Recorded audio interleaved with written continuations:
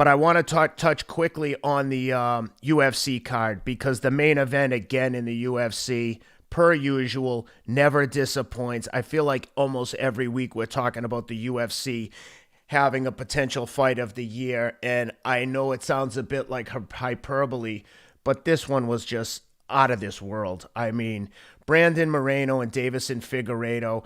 I think Moreno, it was a draw, majority draw. A kick in the groin is what the difference was. Davison Figueiredo, accidental kick in the groin to Moreno, who at one point I didn't even think he'd be able to continue. It couldn't have been more clean. It was basically a punt directly to the groin. Moreno, like a true champion, shook it off. At one point, maybe in the second or third, his eye got damaged. It looked, by all accounts, like he might have a broken orbital bone.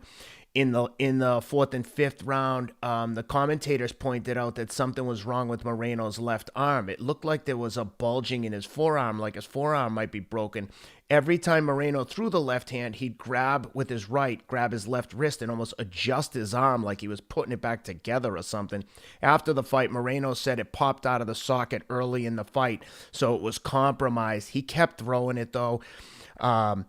He landed some bombs on Figueiredo, who looked to be the better fighter, but Moreno was so tough. I mean, I said to you earlier, I'm convinced that if Moreno's eyeball popped out, he would have just stuffed it back in his head with his hand. The level of toughness is just there is no limit. These guys, it seems like they'd fight if their arm got ripped off. It was everything you'd expect a championship pay-per-view fight to be. Like I said, they got a draw. The very few times in history of fighting have I been happy with a draw. This was one of them because we get to see it all over again. Figueiredo, worth noting, had a very hard time making weight, was hospitalized the night before the fight, so he's claimed at 2 a.m. the night of the fight. The night before the fight, he's in the hospital with GI issues, stomach issues, he's throwing up, these weight cuts are intense. Both guys took the fight on relatively short notice. I can't imagine these two with a full camp. Just awesome. And I know you had a chance to watch the fight, and I'm dying to hear your take. Boy, um, they never disappoint. That's what I thought. They don't know how. It's not in their DNA. Uh, I hope Dana White has a lot of bonus money saved up. You know, By the way, it's worth noting that Dana told Kevin Iole this morning that 2020 was the biggest pay-per-view year in the history of the UFC. well, yeah. I mean, they earned it. They put the right matches. They just put competitive fights on, no matter what they come up with. It's you always know it's going to be a fight worth watching, a fight that's competitive.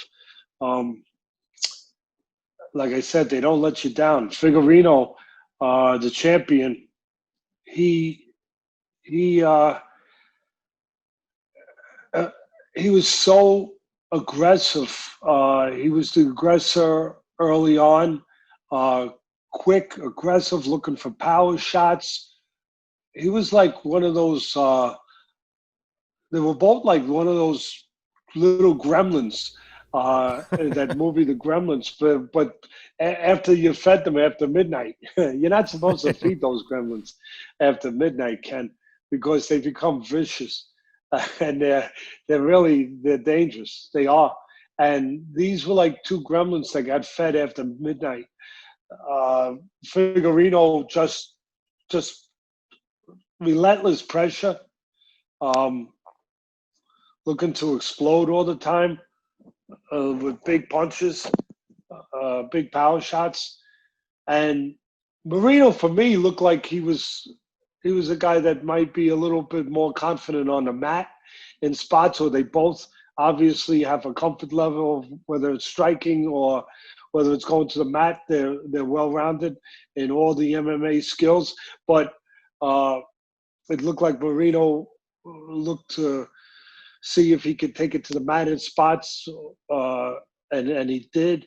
But then it got to the point where, for the most part, they were striking, where Marino found himself or put himself in a position of counterpunching, which was a smart position with a guy that was so relentless.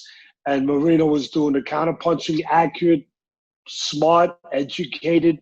See that I want to make sure I say that again: accurate, smart, educated, because that's where it's not just two beasts.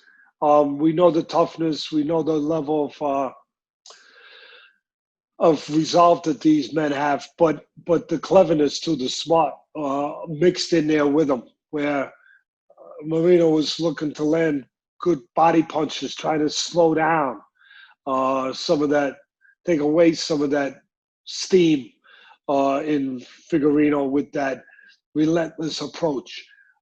So I respected and admired that and saw that, where Moreno was looking to throw the proper punches to deter the aggression of Figueiredo.